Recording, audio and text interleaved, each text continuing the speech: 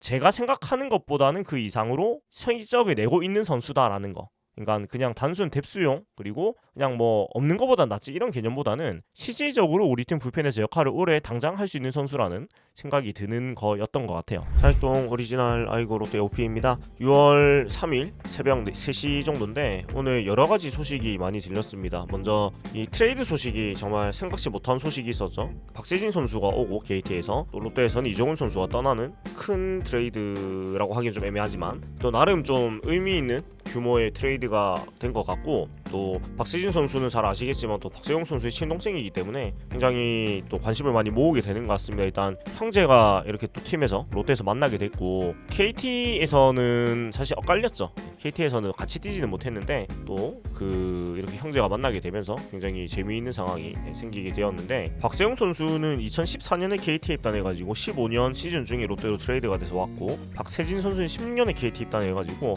형제가 같이 뛰지는 못했었는데 이렇게 또 같이 뛰게 됐고 저는 사실 박세진 선수가 공을 던지는 모습은 중계에서는 본 적은 없는 것 같아요. 왜냐면 제가 표를 띄워놨는데 1군 등판이 그렇게 많진 않았습니다. 통산 42경기만 등판을 했기 때문에 박세진 선수가 던지는 모습을 1군에서 보기는 그렇게 쉽진 않았기 때문에 제가 뭐 디테일하게 어떻다 저렇다 말을 할 수는 없는 것 같아요. 근데 기록을 제가 좀 정리를 해봐서 좀 유의미한 기록들 그런 거 좀 살펴보면 좋을 것 같아요. 그리고 나승엽 선수가 2군으로 내려갔고요. 저는 안 내릴 줄 알았는데 한 달 딱 하고 내렸습니다. 잘 내렸고요. 나승엽 선수는 이러나 저러나 우리 팀의 핵심 선수고 핵심 주전 1루수고 또 중심 타선을 이루는 선수이기 때문에 열흘 동안 잘 자기 자신감을 찾고 또 자기 타격을 찾아가지고 와서 잘 하면 됩니다. 사실 뭐 걱정할 일도 아니고 어떤 늦게 보냈다고 뭐라 할 일도 아닌 것 같아요. 그냥 적당한 때 잘 내려 보냈고 잘 하고 돌아오면 되기 때문에 그냥 잘 해서 오면 된다고 생각을 하고요. 그래서 박세진 선수의 기록 위주로 저는 조금 얘기를 하고 그 중에서 좀 우리가 주목할 만한 이야기를 잠깐 해보도록 하겠습니다. 일단 박세진 선수 97년 6월 27일 좌투좌타의 선수고 체격이 178cm 93kg. 박세용 선수하고 체격 조건은 거의 비슷한 조건을 가지고 있고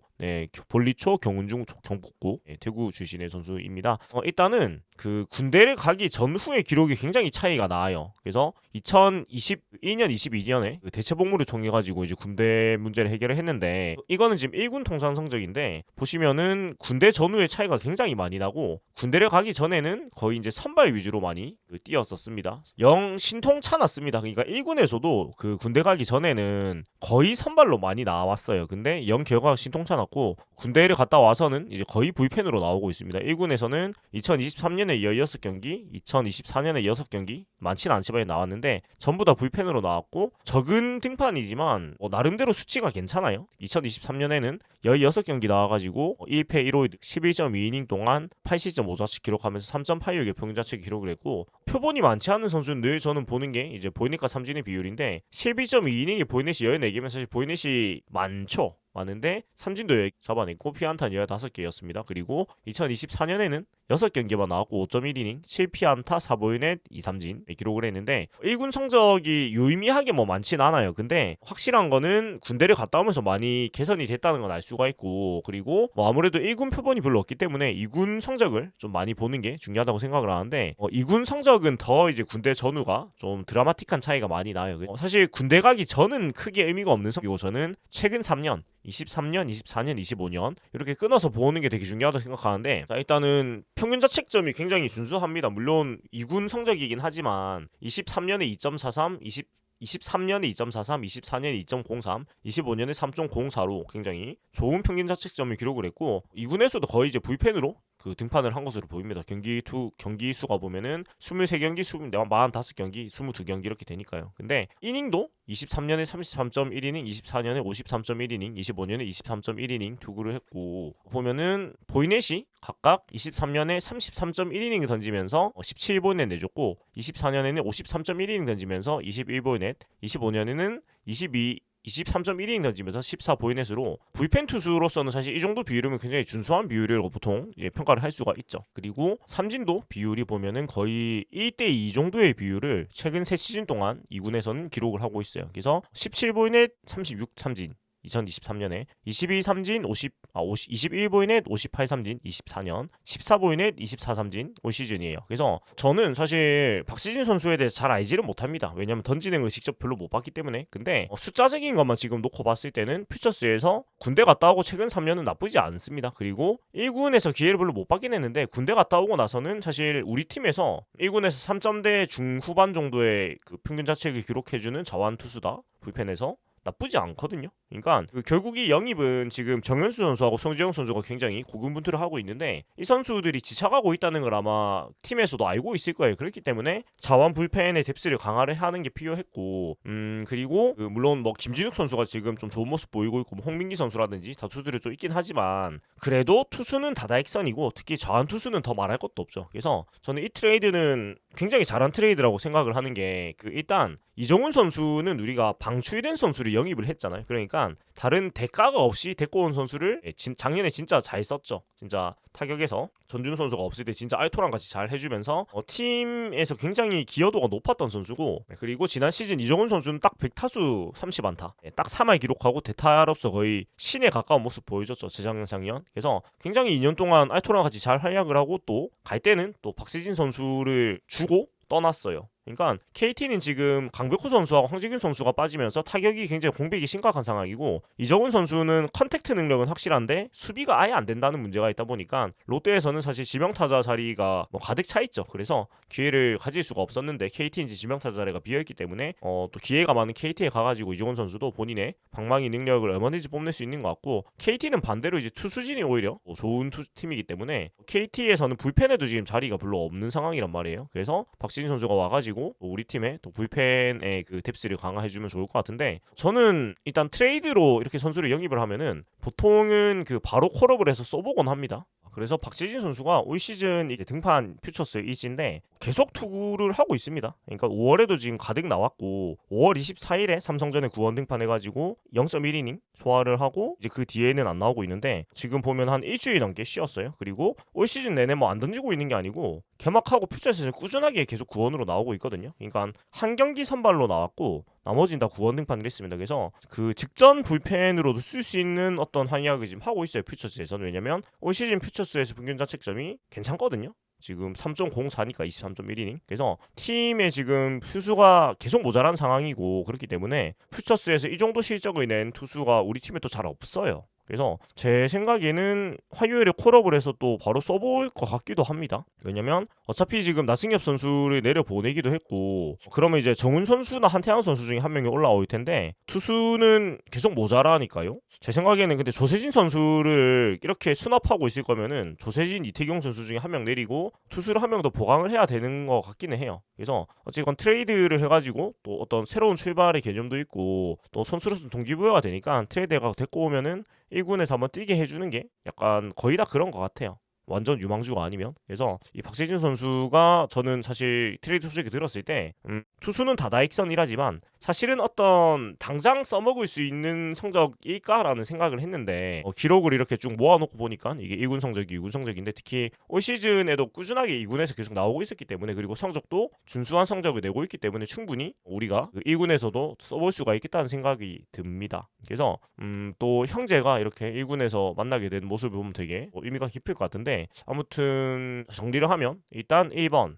이정훈 선수는 어차피 우리 팀이 들고 있으면 나올 기회가 아예 없었다. 그리고 그것도 그건데 김태형 감독의 구상 속에 이정훈 선수가 아예 없었던 것 같아요. 그러니까 작년에 전준우 선수 빠졌을 때 말고는 결국은 거의 기용을 안 했단 말이에요. 그리고 올해도 타격이 지금 5월에 좀 힘든 부분도 많았는데 방망이만 놓고 보면 가장 사실은 계산이 서는 퓨처스 자원인데 안 올렸단 말이에요. 그 말인즉슨 김태형 감독의 올 시즌 구상에 이정훈 선수는 없었습니다. 수비가 안 되기 때문에. 그래서 어차피 쓰지 않는 선수를 가지고 우리 팀의 부족한 부분을 채우는 트레이드를 했다. 그래서 결국은 그 두산과 했던 정철원, 전미재 선수를 데려온 트레이드하고 그 결이 같아요. 우리 입장에서는 쓸 수 없는 선수들, 쓰지 않는 선수들을 보내고 우리 팀에 필요한 선수를 받아온 건데 물론 앞에 트레이드에 비해서는 그 선수의 무게감이 좀 떨어지긴 하지만 그래도 좋은 트레이드를 기본적으로 했다는 생각이고 다만 이제 많이들 우려하시는 게 이강철 감독이 버린 투수는 검증이 끝났다라고 얘기를 하시는 것도 많이 있던데 제가 봤을 때는 퓨처스에서 시즌 동안 이 정도 지금 꾸준한 성적을 내고 있는 자완 불펜이면 충분히 긁어볼 수 있다. 그러니까 긁어본다기보다는 제 생각에는 이 정도면 괜찮은 나는 실적이거든요. 성적 자체도.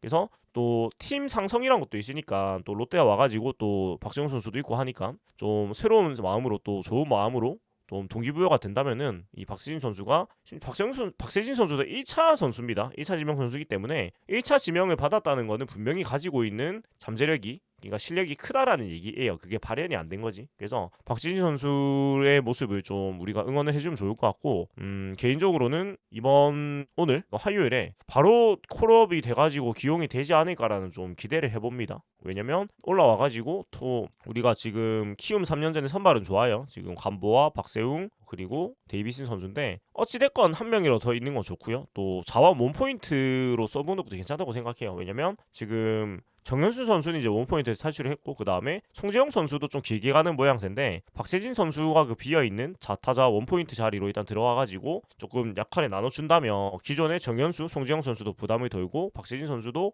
본인의 역할을 1군에서 만들어가면서 진짜 선수 생활에 꽃이 피울 수도 있거든요. 박세진 선수가 97년생이니까 인제 29이에요. 물론 적은 나이는 아니지만 약속의 서른이라는 얘기를 하니까 29살에 진짜 멋진 커리어를 쌓아 나갈 수도 있단 말이에요. 그래서 많은 응원해 주시고 또 좋은 그런 재료를 가지고 있는 투수는 분명하니까 잘 하기를 바라고 그렇게 생각을 합니다. 그리고 좀 찾아보면서 재밌었던 게 이 박세진 선수가 그 이미지가 굉장히 다양해요. 그래서 이게 같은 사람이 맞나라는 생각이 좀 들 정도인데 이 사진을 보시면은 안경을 쓰고 안 쓰고가 되게 느낌 차이가 많아요. 이건 안경을 안 쓴 올해의 시범 경기 모습인데 안경 안 쓰면 이렇게 생겼는데 안경 쓰면 이렇게 생겼어요. 그러니까 이게 안경이 스포츠 고글이 아니고 또 일반 안경을 쓰고 경기를 해가지고 더 그런 이미지인 것 같은데 안경을 썼을 때는 굉장히 좀 모범생 이미지인데 안경을 안 쓰니까 굉장히 잘 생겼습니다. 그래서 뭐 사회 같은 경우에도 되게 많이 뺐다가 되게 쪘다가 이런 좀 모습이 있었는데 뭐 가장 최근 모습을 보면은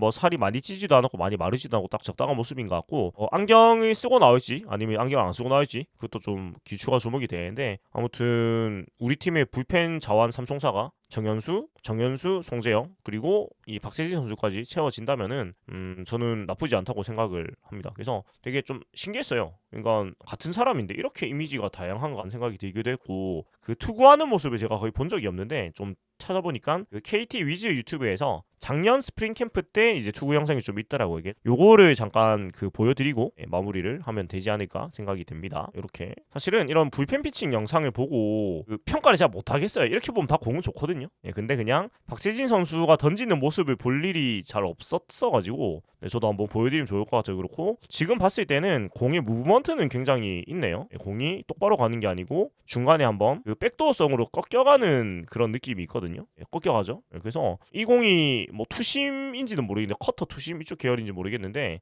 또 우리 또 퓨처스에도 김상진 코치가 좋은 코치가 있기 때문에 이런 좋은 무기를 잘 활용한다면 그러니까 저런 천년 커터라고 하나요? 저런 부분은 좌투수로서 좌타자를 상대할 때 되게 장점인 건 맞거든요. 그래서 박시진 선수의 투구 모습을 잠깐 보여드리고 이렇게 마무리를 해보면 될 것 같습니다.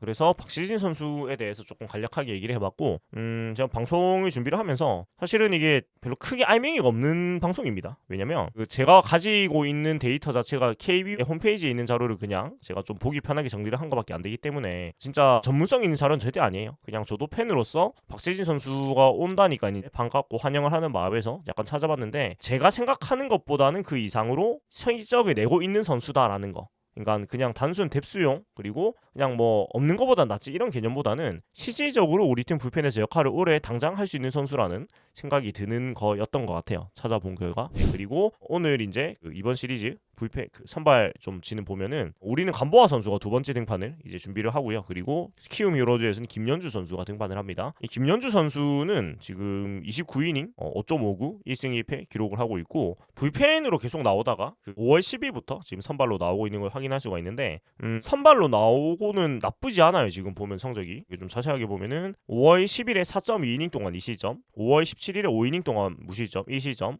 5월 22일에 5이닝 동안 무실점 5월 28일에 4.1이닝 동안 4실점인데 가장 최근 등판이 조금 안 좋았을 뿐 앞에 세 경기는 굉장히 좋은 모습을 보여줬단 말이에요. 그래서 조금 경계를 해야 된다라는 생각이고 또 김연주 선수를 올 시즌에 만난 적이 없기도 하고 이 김연주 선수도 굉장히 젊은 선수입니다. 2004년생 젊은 선수이기 때문에 또 우리가 좀 걱정되는 게 있죠. 그러니까 이 처음 보는 투수한테 약한 부분, 구속이 되게 빠른 유형은 아니에요. 148 정도가 나온다고 하는데 구위는 좋은 투수라고 해서 고속 선수를 롤모델로 본인도 삼고 그런 스타일을 지향을 한다고 하는데, 걱정되는 거 우리가 만난 적이 없는 투수이기 때문에 또 낯가리는 문제가 생기면 안 되겠다. 그러니까 토요일에 또 낯을 가리면서 우리가 또 졌잖아요. 그래서 진짜 이런 거는 반복하면 안 돼요. 이런 어린 투수들한테 우리가 처음 만났는데 진짜 에이스로 만들어주는, 인생 경기 만들어주는 게 이제 그만해야 된다고 생각을 하고요. 그래서 우리 이번 주가 굉장히 중요하잖아요. 지금 나락으로 가냐 안 가냐 그런 기점인데 첫 단추를 잘 끼워가지고 잘 세워 나가야 된다고 생각을 하고, 그 다음에 간보아 선수는 첫 등판에서 이제 그